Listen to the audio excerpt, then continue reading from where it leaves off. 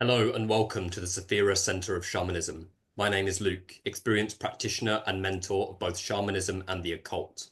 On this channel, we break down all things relating to the ancient initiatory technologies of shamanism and the occult, bringing them into balance with the modern psychology and deep psyche, so that you can effectively integrate these powerful practices into your day-to-day lives and get real, tangible results with them. Today, we're going to be talking about real shamanic initiation, what it really looks like, what it really is in the modern world, and how it's related to trauma and the shadow. So if this is something that you are interested in, particularly if you are wanting to explore these practices for yourself and integrate them properly into your day-to-day lives, then definitely stay tuned.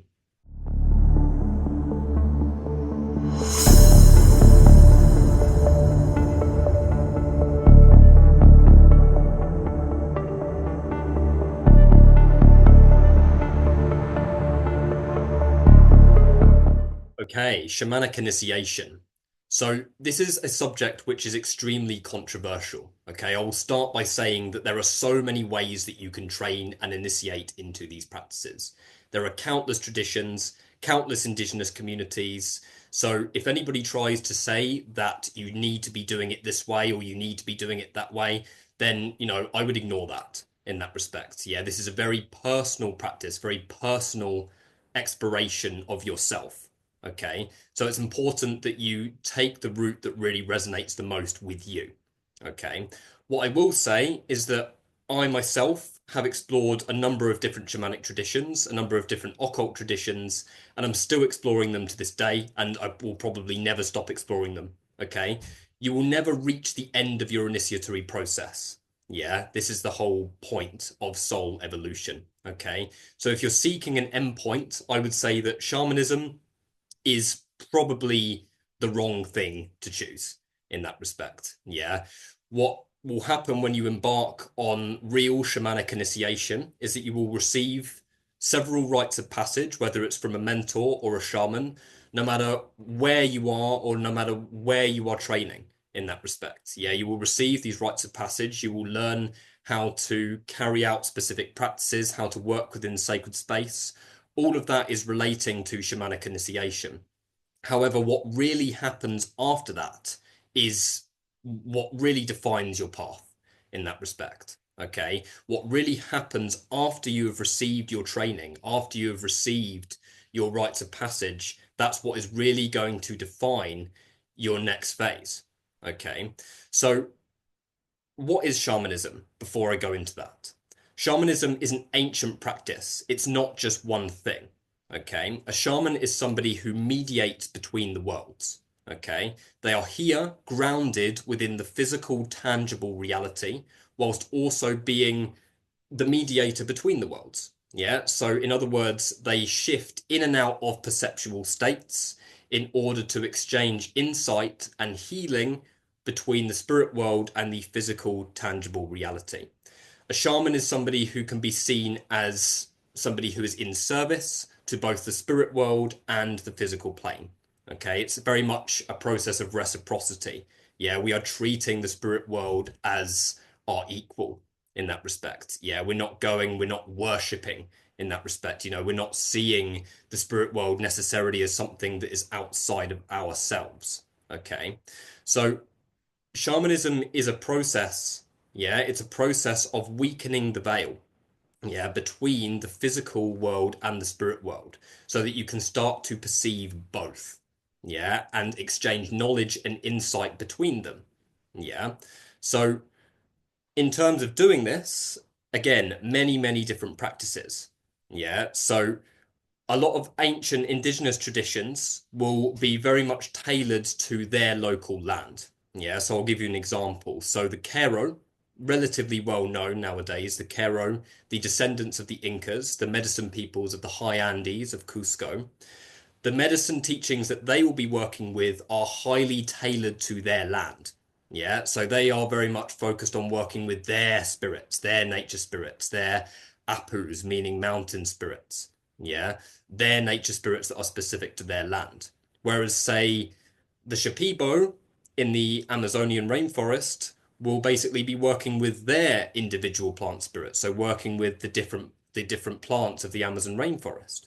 Okay, so the tradition is always going to vary, or the practice is always going to vary according to where you are in that respect, according to what indigenous tradition you're looking at. Yeah. Siberian shamanism will be a completely separate thing.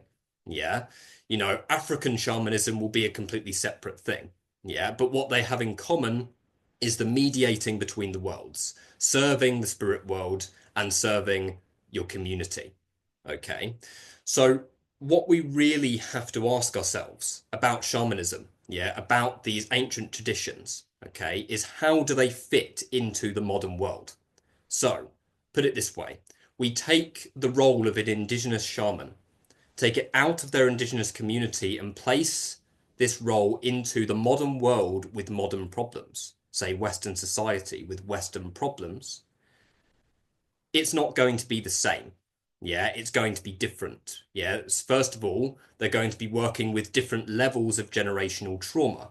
Yeah, they're going to be working with different problems that are highly personal, highly individual. Yeah, according to the Western world. So for that reason, these practices have to evolve. Yeah, they have to change. They have to kind of meet the community where they are. Yeah, they have to meet the people where they are. Yeah. So when we refer to shamanic initiation, it is the process of receiving these rites of passage and then actually learning to integrate that into the modern world. And that is where the real initiation takes place. This is where it's very important to bring into balance the ancient teachings, the ancient knowledge with the modern day psychology, deep psyche, and shadow work. Yeah. So because we're weakening the veil between the conscious and unconscious mind here, we're weakening the veil between the physical world and the spirit world. Yeah, that is going to be directly correlated to the trauma that is stored within our unconscious mind. Okay, so it's important to realize that the spirit world does not have a definitive form. Yeah, form beyond the physical, tangible reality is illusion. Yeah, it's perceived with the eye of the beholder, the eye of the perceiver. Yeah, so that means that how you perceive the spirit world will essentially be a projection. Yeah, a projection of what you have within your psyche. Yeah, so that means that you will perceive spirits in a way that is resonant with your deep psyche. For example, somebody could say, "Oh, I see the three-headed goat demon standing at the end of my bed." Bearing in mind that's not what demons are. We'll go into that in a separate video. Does the spirit that they are interacting with actually have that definitive form only? No. Yeah, but is their mind filtering that energy and creating a tangible third dimensional output according to what they have within their unconscious mind? Yes. Okay. So with that being said, that essentially means that when we're going through the process of increasing our connection to the spirit world, we are also increasing our connection to our unconscious mind, which means that repressed trauma is inevitably going to come to the surface. So this means that once you've received your rites of passage, you've received these drastic upgrades within your energy field, within your energy system.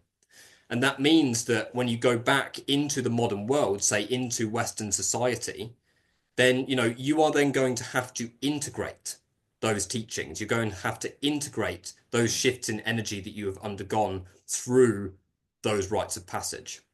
So shamanic initiation is not a one-time thing. Yeah, it's not like, oh, I want to go and receive initiation into this tradition. Yes, you can do that. Yeah, but you're going to have to bring those teachings back and translate them into your physical, tangible reality within the modern world. Okay, and that's a different story entirely. Yeah, and that means that, in a sense, the rites of passage are going to open the door. And then you are going to have to learn how to step through that door in a way that works best for you. Okay, so understand that initiation through practices such as shamanism is going to be directly related to trauma. Okay, so building a relationship with your shadow, getting comfortable with looking at the aspects of yourself that may not be the most pleasant to look at, is really going to help you to process your shamanic initiation effectively. Okay. And your shamanic initiation, again, is not just going to be one thing. You're not going to go and receive a rite of passage, then all of a sudden you're a shaman. Yeah. You're going to then go through more initiations within your day-to-day life. And that is what real modern shamanism looks like. Yeah. The ancient teachings, the traditional shamanism is beautiful and amazing, but how do we translate that to our physical, tangible experience? The danger of not approaching it from a trauma perspective and being willing to look at your own shadow is ultimately going to be scapegoating. Yeah, so I see it, the clients that approach me, the students that approach me day to day, often are scapegoating the spirit world. Yeah, often people can approach a shamanic practitioner or mentor from the perspective of I'm being attacked by this entity, or this energy outside of me is stopping me from stepping into my power.